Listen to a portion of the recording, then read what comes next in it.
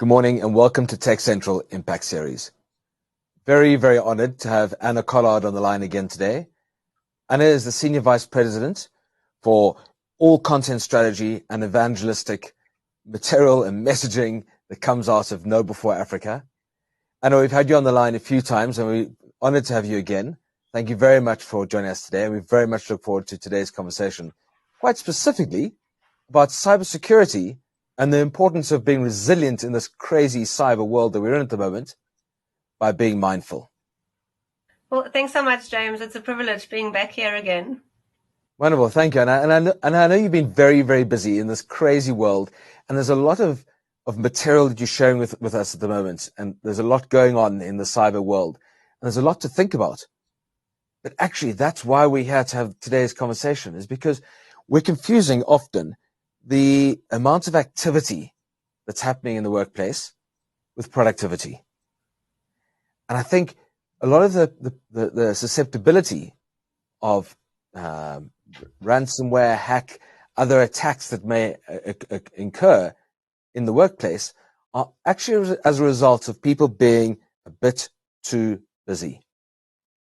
Where do we take this topic and how do we become more mindful about our engagement in this crazy cyber world of ours? Yeah, no, exactly. And I mean, thanks for having me, on about this topic, because it's actually something that I'm personally really interested in. And I'll tell you a little story why. I've been in cybersecurity for like over 20 years, and my focus is creating training content to help people spot phishing emails and not fall for scams and all of that. So that's my job. But a couple of months ago, I was sitting in an Uber car because my own car was in for a service, and it was already after dark. So the driver dropped me off in Claremont. And while I was still sort of, sitting in the car, packing my bags, talking to the driver, looking outside what was going on, I also checked my emails. Bad idea, because in that moment, I actually received a Uber phishing email, which luckily it was just a simulated email that our IT department sent out. But for some reason, the email wasn't even hard to spot. Like if I showed it to you today, you'd see, they're trying to put pressure on me by saying, your account will be suspended unless you verify your details. A typical sort of phishing social engineering scam, which I really should not fall for. But in that moment, I clicked on it. And then as like a consequence or punishment, or however you want to look at it, I had to take training that I developed myself a couple of years ago. So the thing is that it wasn't the lack of training that made me click on it. It was something else. And when I looked at it properly, I thought, okay, well, I did it because I was distracted and I was in what I call my squirrel brain, doing a million things at the same time, not really paying attention to anyone in particular. And that's when we make mistakes. And the interesting thing is that our IT guys actually sent out a survey afterwards, and they said, well, what were you doing when you failed this test? And I said, well, this is really interesting data, because a lot of my colleagues who should also know better, that's our business. We train people and not falling for these things. Yet they still they fail these phishing tests. And 53% of my colleagues, when they failed them, did so exactly like I did, not because they didn't know maybe, there wasn't a lack of training. They did so because they were distracted, they were multitasking and too busy. And that I thought was such an interesting, like case to look at a bit deeper and say, well, but that then means, apart from just providing training content and helping people how to spot these things, we actually also have to work on the root cause, which is, well, this busyness and multitasking. And I looked in some further research. It was just not just us internally, but there was a report done by Tessian, I think, in 2020 that also confirmed about half of the cases when people fall for a con or a scam or a phishing email, they do so because they're distracted and multitasking. So, and then multitasking, is something that I then looked into a bit more in depth, and it really is the enemy.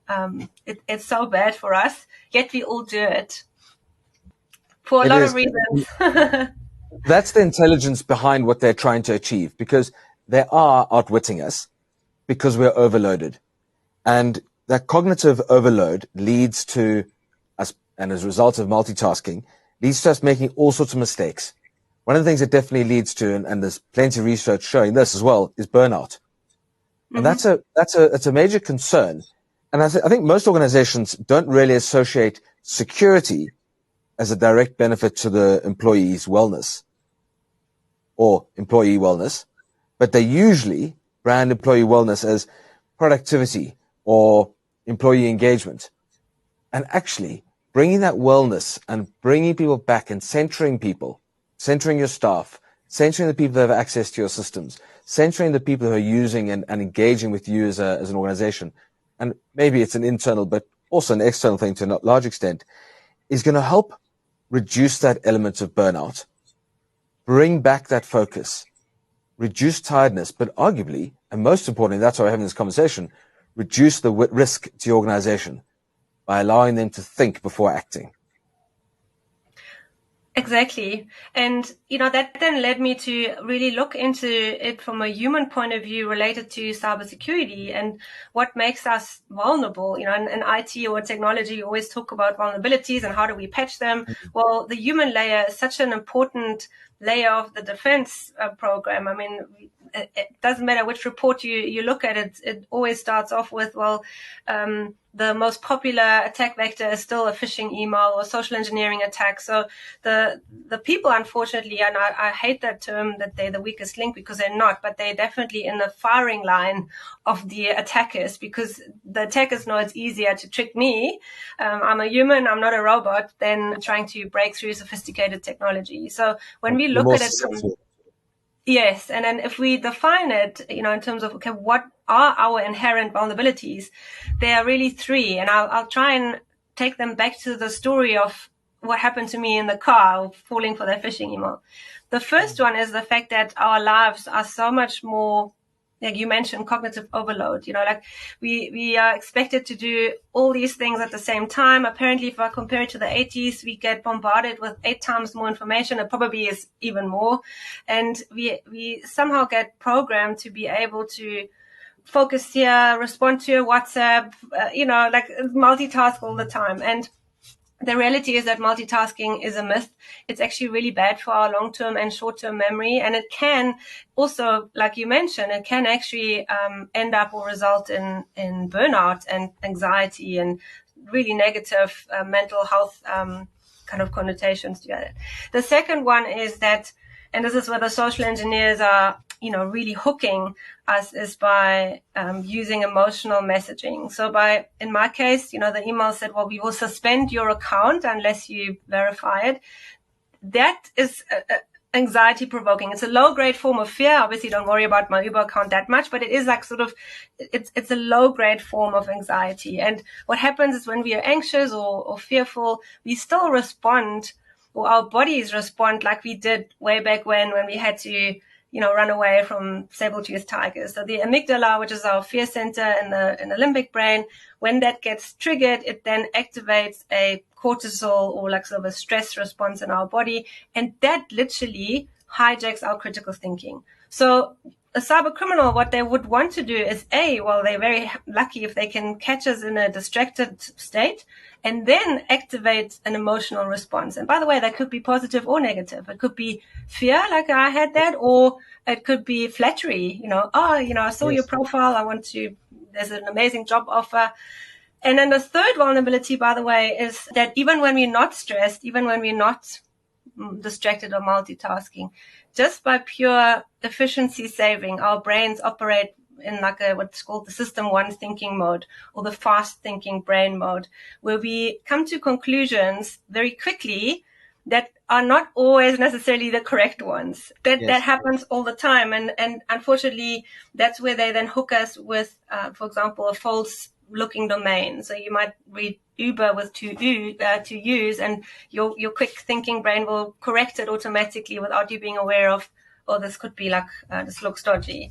So those three realities of being, a human, or of the human existence, really make us more susceptible to cyber criminals. And let's unpack it a bit more practically.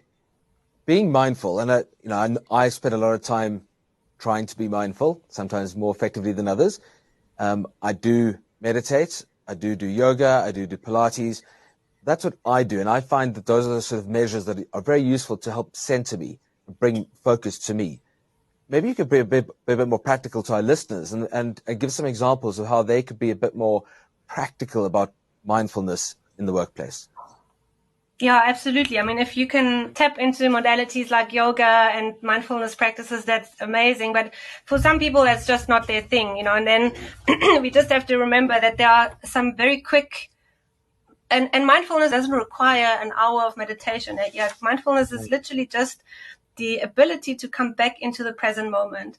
Because what happens when we are anxious, for example, then we are worrying about something that might happen in the future. So we're not in the present moment. When I get nervous before public speaking, for example, then I'm feeling a social fear that the audience might not accept me or might not respect me. And that's like one of the human's worst fears, is that social outcast. So it again activates a fear response and anxiety. So by coming back into the present moment and removing that story in our head, we are more mindful. And the best way of doing that is by tapping into our senses. So a very easy trick would be to just feel your feet on the floor, by breathing, you know, just by focusing on your breath. All it does really is to get you to focus on something that's happening right here and right now. So to get away from your story. Another good technique, by the way, that I use a lot when my brain goes into overdrive, because I think I do have a bit of ADD. I try and observe my thoughts from the outside, like, for example, a cat would do if it's sitting in front of a mouse hole. And every thought is like a mouse that runs around. And what happens is, if you intentionally try and catch your next thought, there's no more thought. It's really incredible how just by trying to figure out, okay, what will I think of next? Then there's like that second of quietness, and it actually brings you back into the moment. So those are all techniques that might work. Another really good one you could do in the office is, and I've seen people do it, and actually I also want to do it, is put a sticker of a black dot on the wall behind your computer. And this is actually it's like, I'm sure you've heard of the candle gazing technique, where you ask people to just look at the candle flame. We can't really do that in offices, but we can look at that black dot for as long as possible, until your eyes, without blinking, and until your eyes are tearing.